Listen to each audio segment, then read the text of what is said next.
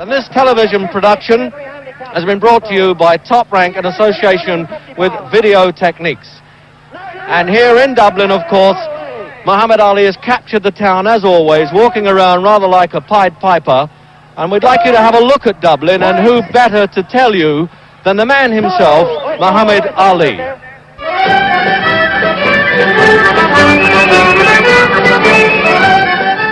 Here I am in Ireland, where every visitor gets 1,000 welcomes. They even gave me the Irish shillelagh to help me win my fight, but I don't need it. They told me that this was the Emerald Isle. Believe me, they're right. I've never seen such a green country in all my life, not even Kentucky. The Irish people, I have found, are very proud of their ancient history and culture, just like I am. And they preserve a lot of their old customs. They have kept up ancient skills here that have disappeared in most nations and countries. One thing especially about the Irish people, they kept boasting to me about how good they were at making whiskey, of all things. They say that their whiskey takes a long, long time to make. But the funny thing is, it don't take long to drink. Whiskey is such a big thing here in Ireland that they even go as far as to call it the water of life. That's crazy. Ireland is also famous for its horses. And the Irish people are crazy about all kinds of sports. That's why I'm the greatest also here in Ireland. They even have their own special games called Irish football and Irish hurling. They look pretty rough to me, these football and hurling players. I think I'll stick to boxing. I've been training for my fight, so I didn't get to see all of the beautiful country of Ireland this time. But I promise you, as soon as I destroy Ugly Joe Frazier, I'm coming back to Ireland, but with my family, and I'm going to have a real rest and a true holiday.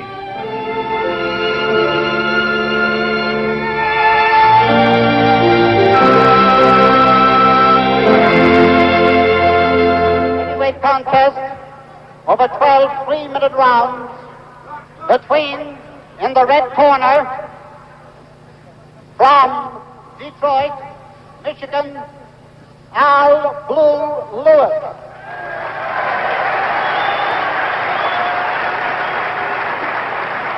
£223. Weigh-in this morning, Blue Lewis weighed 223.5 pounds, or 15 stone, 13.5 pounds. Well, that's the British way of weighing it. 15 stones, corner, 13.5. The former heavyweight champion of the world, from Louisville, Kentucky, Muhammad Ali. And there's Muhammad doing the traditional prayer, although some of us here call it his dignity bit.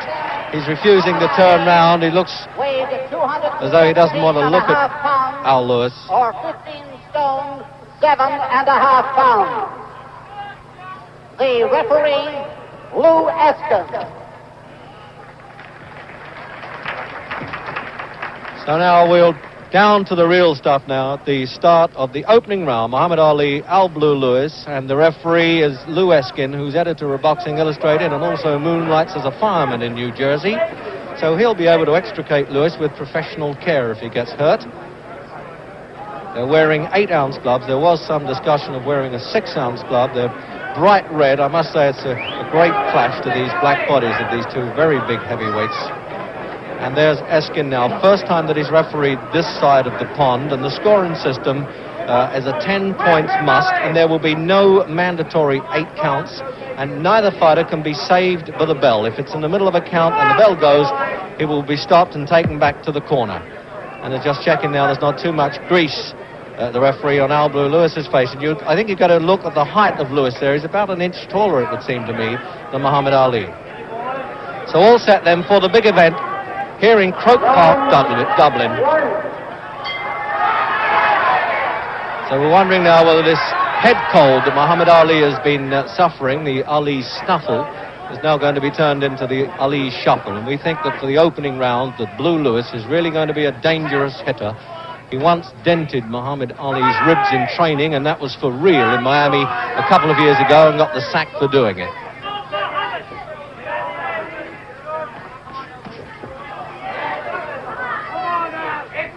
So once again, Muhammad Ali at his dancing weight, as he calls it, 217, just a pound heavier than he weighed for Jerry Quarry. And 223 and a half, Al Lewis, that's 13 stones, 13 pounds and a half in British scale. Now Lewis knows he has to get right on top of Ali, and he's a rough customer, and there's a lot of excitement in Lewis's corner to encourage him.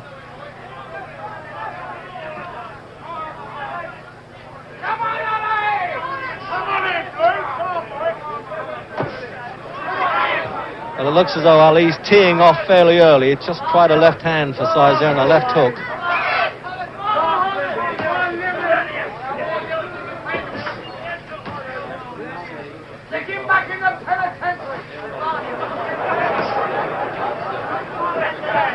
I think that'll be the pattern here from Ali, trying to keep Lewis at bay. This fellow has a long reach. He's got to flick this left hand out there like a snake's tongue just to keep Lewis at bay.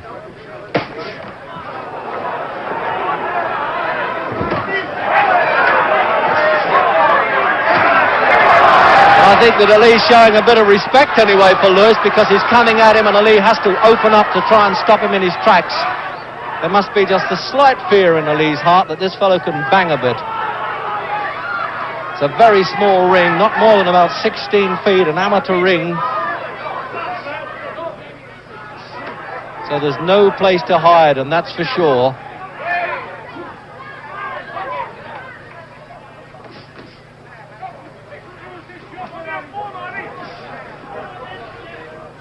As though Lewis can reach him with that left hand as well there.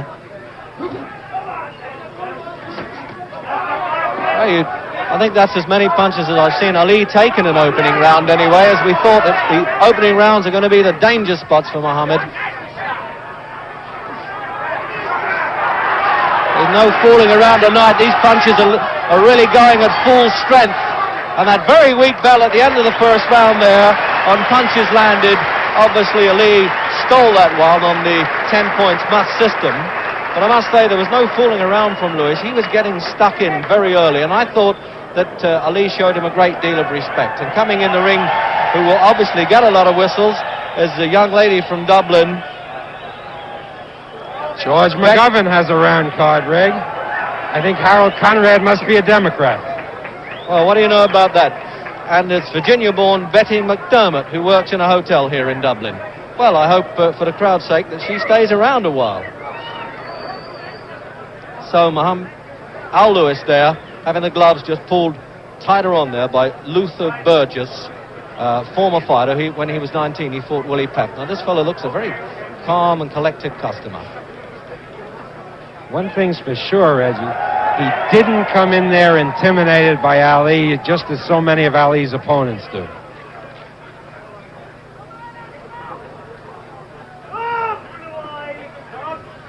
Well, this seems an extraordinary rest period to me. It seemed far more than a minute. I think they had to wait for the young lady to get out of the ring. So, round two, and right away Lewis is off the mark with a left hook there that landed. Ali was just pulling his head back a bit, but he didn't get away completely.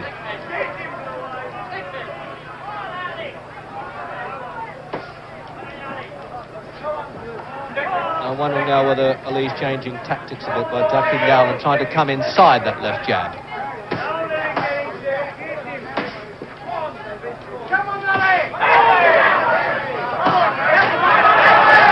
Ali teed off pretty good with the left hook there, and he looks as though he definitely has, if not respect, perhaps even a bit of fear that Lewis might come at him a bit dangerously, and he's trying to take him out quick.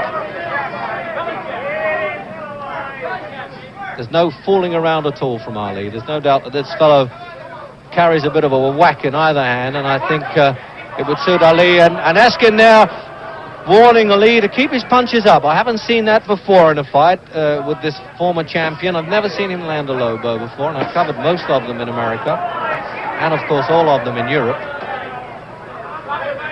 Well, that's one right out of the book.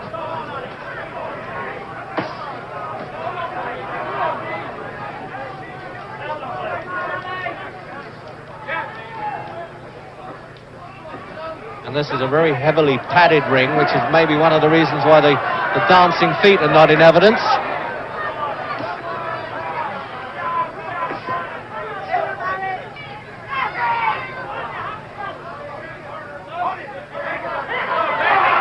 Now, what's he trying to do? Who's he trying to kid here, Ali? Is he trying to set Lewis up for the punch? Because he's certainly asking for trouble there, backing him off to a corner, doing nothing.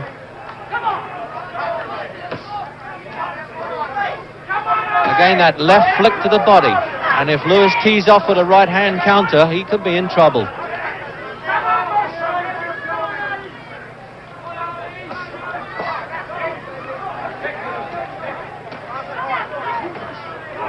And he almost walked into that right-hand shot by dropping his hands there. I think he's got to pile up these left hands the whole time to take some of the steam out of Lewis and try and make him use those legs and tire him out very quickly. It looks like Lewis takes a good shot. 30 fights and lost only 4 of them.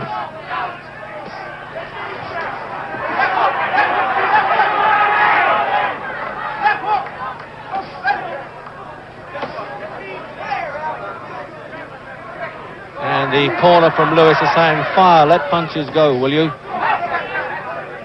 But he's not doing enough, Lewis.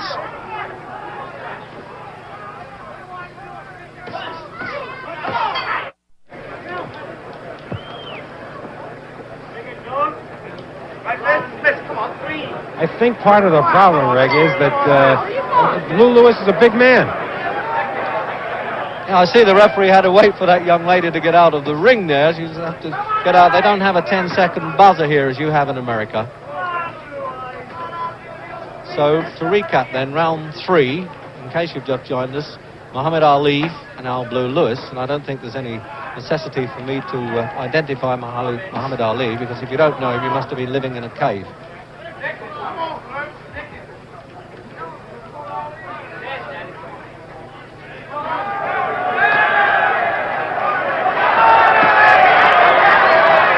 Now here goes the Muhammad Ali show. He's walked around in Dublin rather like a Pied Piper. The crowds and kids have followed him everywhere and just almost worshipped the man. And here's this heavy happening now, really giving them some sparkle. I think he's taken a couple of Lewis's best shots and figures I've got to get in, but he's not getting it his own way at all. And this fellow can cave a few ribs in, but he's calling him on again. This is exactly what he did with Jerry Quarry, but whether he can break Lewis up as quickly as he did Quarry is another thing. What do you know about this? Lewis is entered into the act, and he's doing it. It's tit-for-tat stuff here.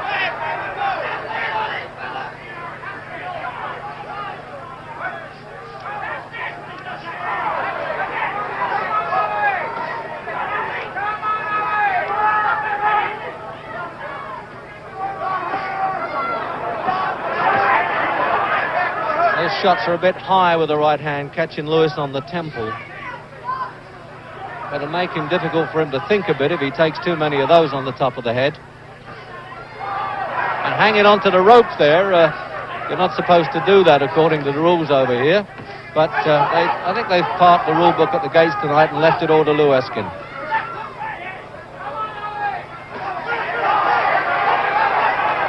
And now he's really snarling at him, Muhammad Ali. He's putting his punches together with purpose now.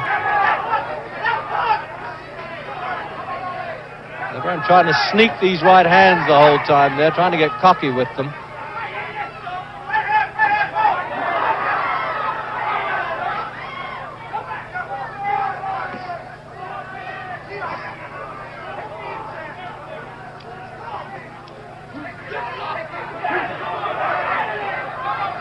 Lewis is jabbing with that left hand, pouring with it a bit, like a man who's a bit uncertain of where he's going. I'm surprised he's backing himself onto the ropes like this, Lewis. I mean, he knows he can't get away any farther than that. He's in trouble.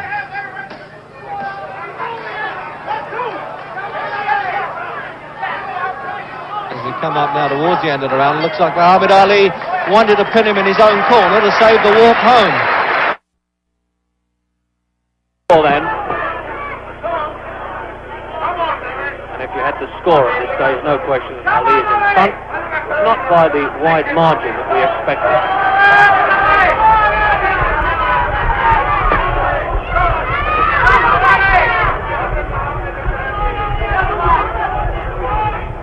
Al Lewis's last fight was going to that rough house at Oscar Bonavina down in Buenos Aires, and word had it that Lewis was not only doing well, but on his way to defeating Bonavina, but he was disqualified for butting. Well, if you butt Bonavina in Buenos Aires, you've got no chance.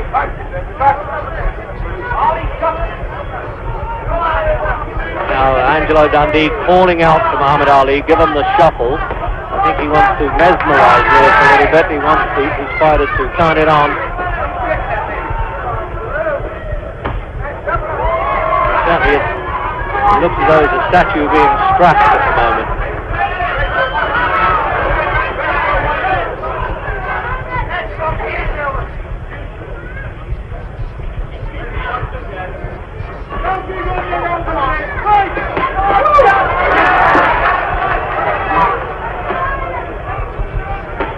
See now that Lewis is rooted to the centre of the ring, and this fellow is using this ring, even though it is only about 16 feet square, and the referee having a job to keep out of the way of these big fellows as well. But it doesn't look as though it's had any effect yet on Lewis's legs, and he's willing to throw bombs if he gets the chance.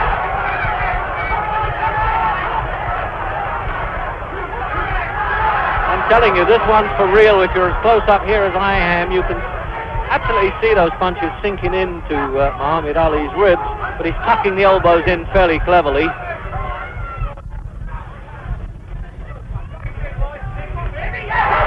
that really banged Lewis off balance. I don't know really whether he was hurt by that. He's certainly got uncertain legs, to say the least, but I wonder whether he just toppled him off balance or hurt him with that one. I wouldn't like to take it to try.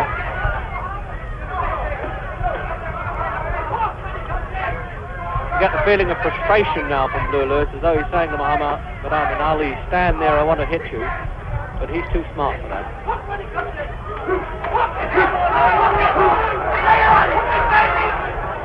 Ali breaking the force of those punches, tucking his arms inside.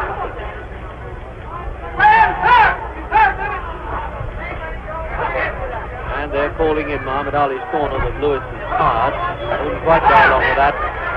I understand that he's not a long-distance fighter.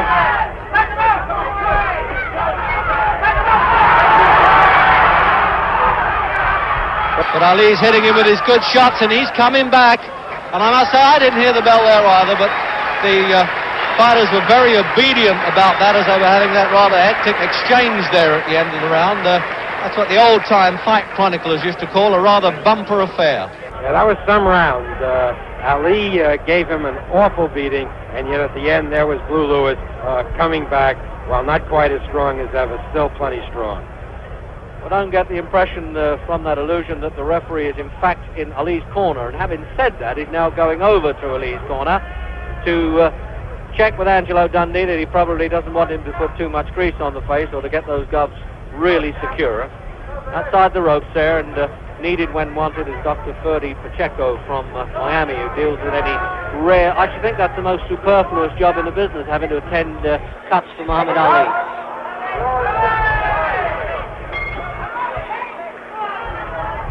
So round 5.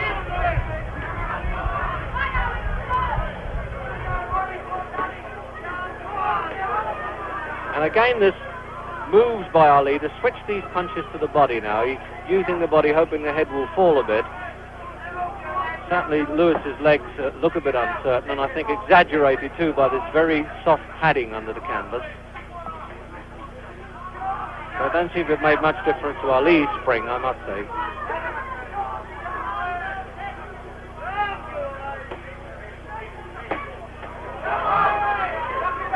I think he's doing that to try and make Lewis drop his guard a bit and then whip that right hand over.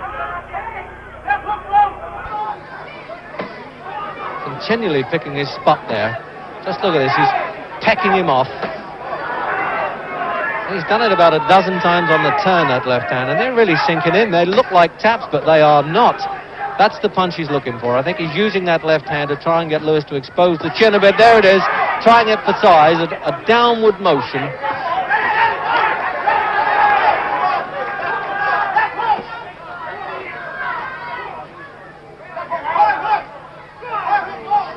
And Lewis making no attempt to get out of that corner and hanging his chin out a bit like a lantern in a storm there. Now, is Ali going to pile this one up in the 5th round? Well, I must say Lewis certainly looks a durable customer.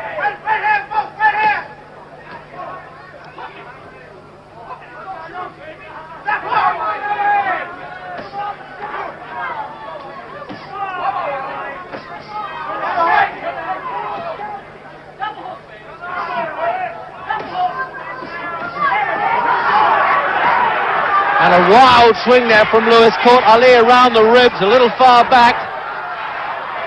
Now that was the punch that he hurt him with in training 2 years ago. And that took just a little blow away from Ali, who was just skating that round until that one landed.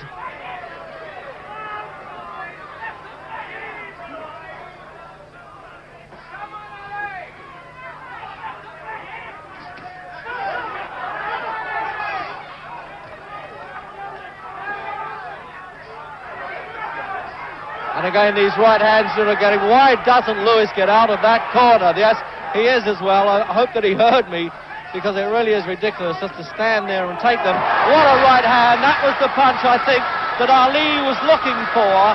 He teed off with that right hand. He let the left hands go. He softened Al Blue Lewis up. We could almost read that the whole time. There was no question. And he's up at 9. Eskin has only got to 9.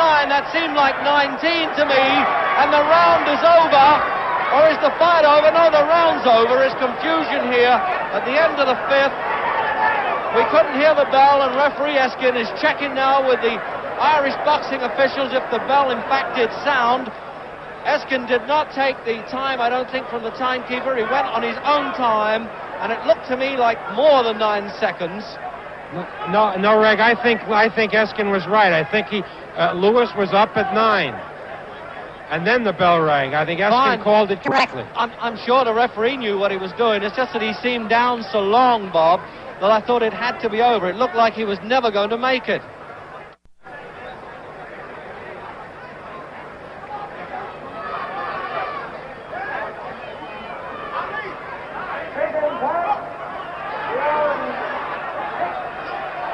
Well, this is not replay. This really is a live 6th round now. And that's a question there where the bell did not save Al Lewis. It's the rarity these days. The referee counted to 9. The bell went, and he stopped the fight and let us start again in the 6th round. And that is exactly what we saw with Ali, softening up Lewis with that left hand and looking for that right hand shot to knock him over. There it is again, trying it for size. I doubt whether he can let him go this round, because it's probably a blow to his pride if Lewis survives this one.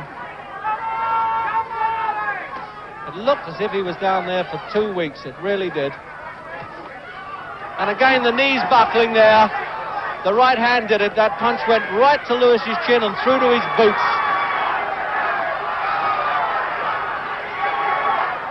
And now he's putting the combinations together, clusters of punches the whole time. And it looks as though Lewis must take a chance to throw the right hands. He must try and keep Ali off.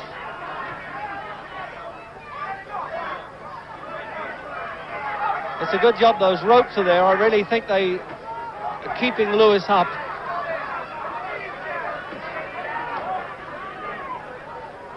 It looks as though Ali can take it now more or less when he wants to, but he wants to do it very professionally and execute that right-hand punch. No, that's not the way to do it. That was too short, but the left hook softened him up a bit more.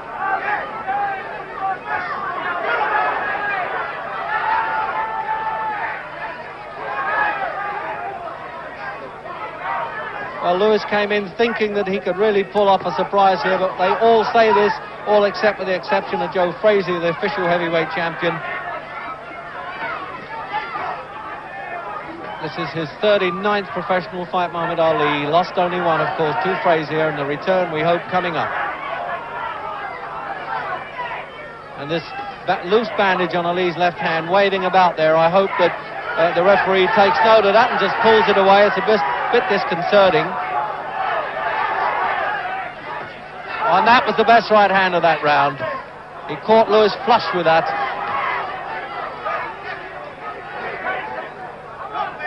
Half a minute in this round.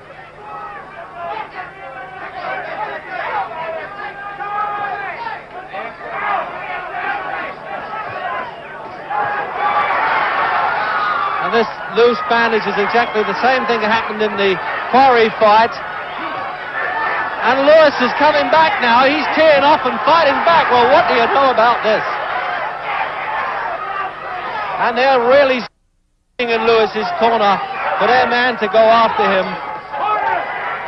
And it's all over in the 6th round. That's the end of the round. And, of course, the referee making sure that that bandage is pulled away. Well, I must say, full marks there to Al Lewis. He took Ali's best shots there, Bob, and I was surprised, really, that he stayed the round after really literally coming off the floor there and getting the rosin dust on his back at the end of the 5th. Let's give the credit to Lewis where it's well merited. I mean, this is a man of tremendous courage. He was knocked down, as you say, at the end of the last round, and then he came back. He was dead on his feet, and he just kept coming. Well, they're working hard there in Lewis's corner now, telling him that it's not entirely a lost cause. Don Elbaum has been around the game outside the ring there and inside Luther Burgess, a former fighter. And the man who discovered him, Steve Eisner, who's a drive-in movie owner from Phoenix, Arizona. So the 7th round. Scheduled, of course, for 12.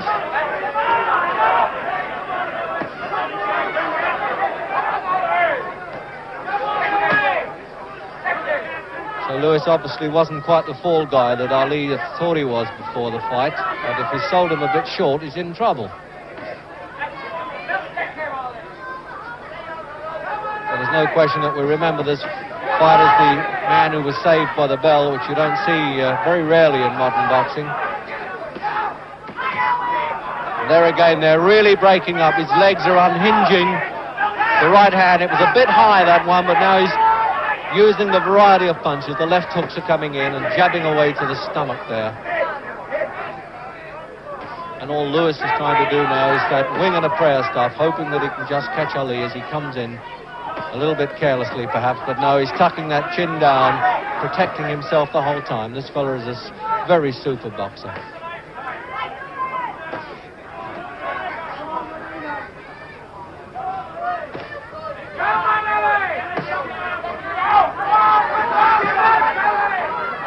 You get the feeling as if you want to say to Lewis, well, at least throw a dozen punches all at once and see what happens, but he puts them just one at a time. He almost sends a stamp with each one.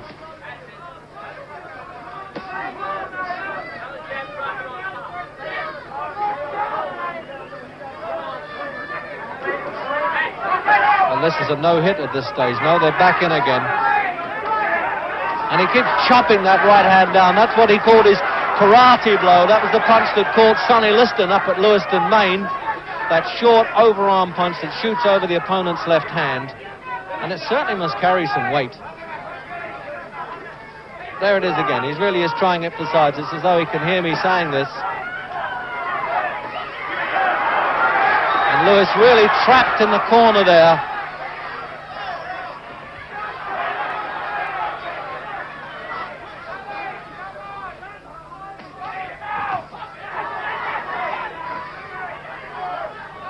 What a courageous man this Lewis is. He's taken Ali's best shots, and he really has let his best punches go here. No fooling around at all. He's making a hard job of maintaining constant pressure. Now he has Lewis pinned in Lewis's own corner, and Lewis's seconds really screaming there. Let some punches go, and he's responding to that. So there's these broad shoulders of Ali. in full flight, and a left hook there that really rocked Lewis just above me. It's about 3 feet away from here. And again the bell then.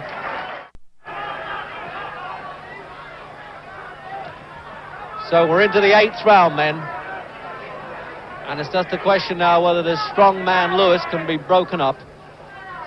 I think probably there's a sign of frustration with Ali now. The referee Eskin kept well away from him, let him get on with the fight. He's only been needed really on the knockdown and just once on a low blow from Ali.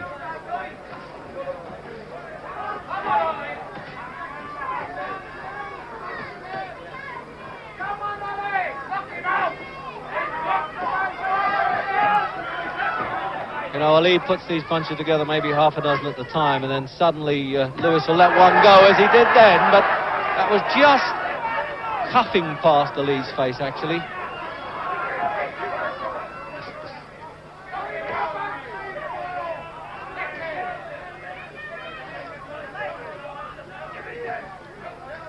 I get the message that Lewis is not the kind of guy you'd want to fight in a dugout.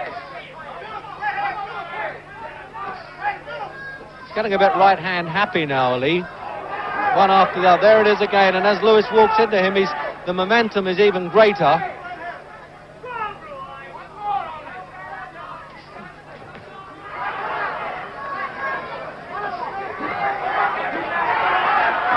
You think perhaps Lewis might start walking to his own right hand to avoid Ali's right hand, but he's staying static right in front of him and taking the punches.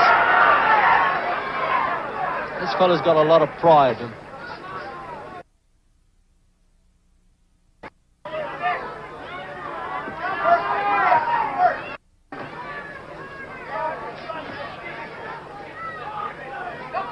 Well, it looks to me as though Al Lewis is earning that $25,000 the hard way, but he's in there a real professional to the core. No quittance with him.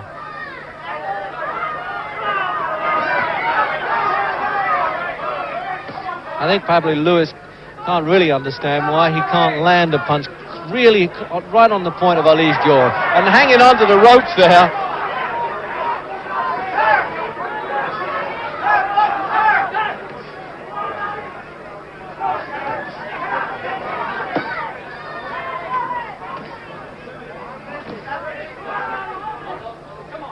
It's absolutely amazing, really, because Ali just doesn't know what to do with him. He's throwing his best shots, he's landing them all, and nothing is happening. I think he'll have to speak to him rather severely if this keeps up.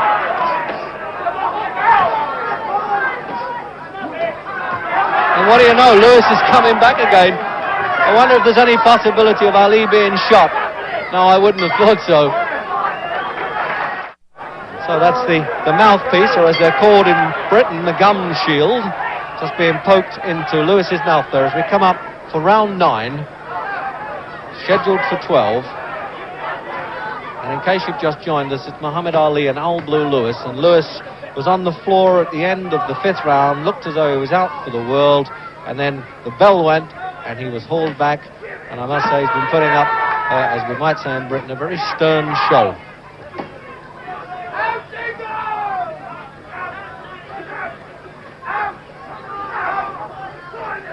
Those fighters now sweating rather profusely in this rather cool night at Croke Park in Dublin.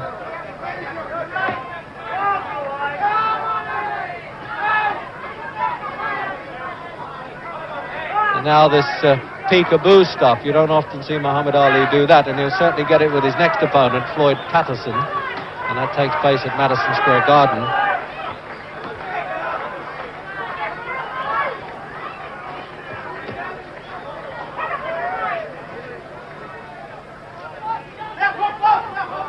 I'm wondering whether now Lewis, despite taking that punishment, has started to fight himself into a bit of shape. Because certainly everything Ali throws at him, he totally ignores and tries his right hand. He's copying the Ali stuff now. I think that's what's called taking a bit of a liberty.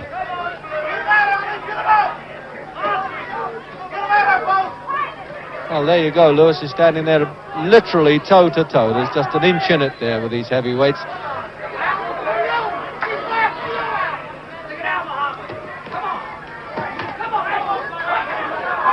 And And it looks as though Ali's having a lot of trouble setting him up for that final payoff punch if it can come over, and it's not so certain that it will, because Lewis still having a go.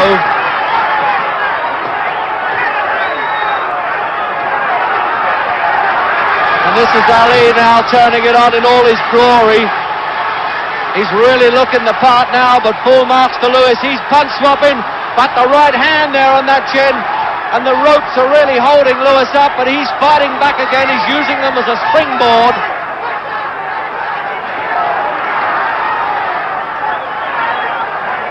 What punishment this man's taken, and coming back. This will surprise Ali. He hasn't had an opponent do this, I don't think, since Joe Frazier.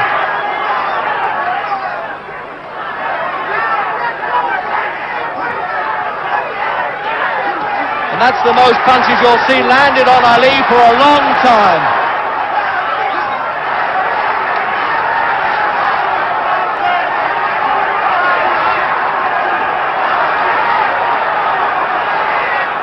And that real glare there with Ali, it looks as though he's really upset the way this fella's coming back. And what a round that was. Well, this is now round 10, and I think it's the man who can impose his will stronger on the other at this stage, a survival of the fittest and of the big hearts and the big punch.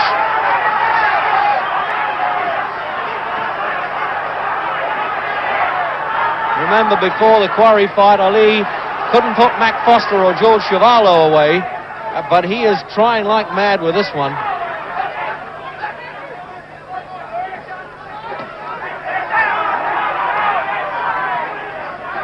I don't often see a fighter use the corners and ropes the way Lewis does. I don't think he's seeking a respite there. I really feel that they're handy for him. He has more chance of standing up.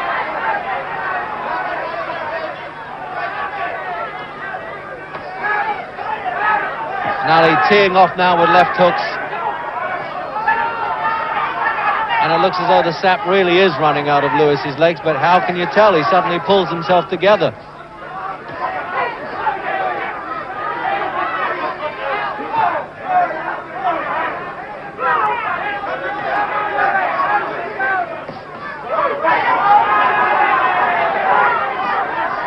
I feel as though there's a gate in those ropes that Lewis might open them and get out at this stage.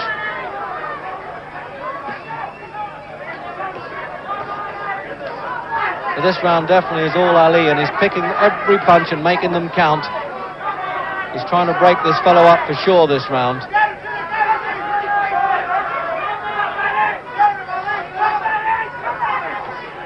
But as Bob said, he's a little bit punched out. There's no question there after that minute of action there. He just needs the breather the whole time.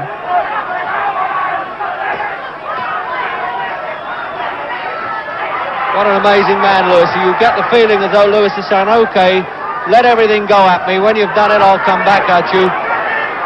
But unfortunately, Ali does not give him enough respite.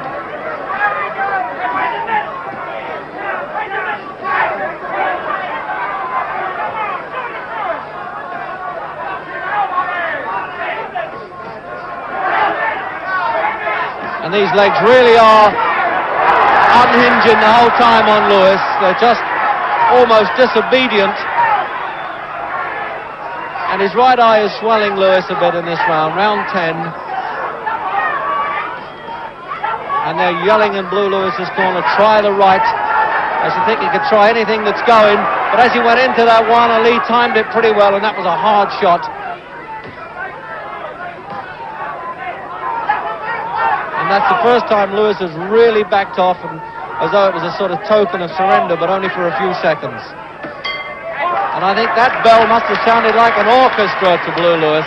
Greg, let's say something about Muhammad Ali. What a fantastic athlete that man is. He was punched out, or at least it appeared to me, punched out after the last round, and he came back almost as fresh as he was before. This man is really something. He summons from the depths of his being an adrenaline, a power that rises to... Out of myself, Bob.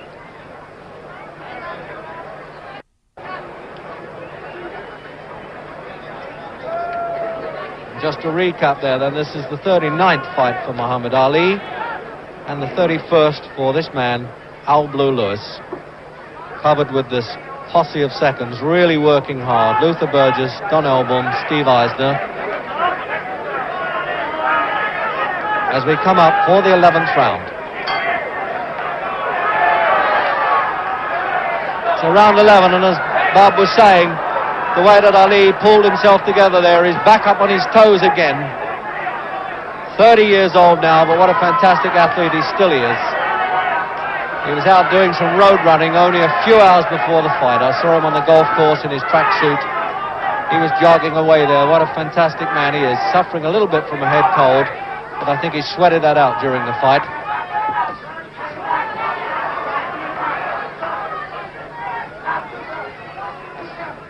But I must say, don't get any ideas that he has carried Lewis at all. He has let the best punches go right from the start.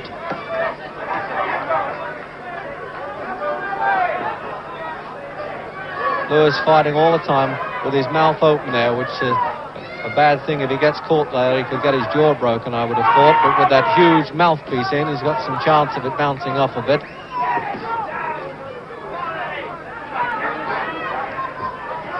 And now probably Ali feels that some of that danger must have passed because he's back.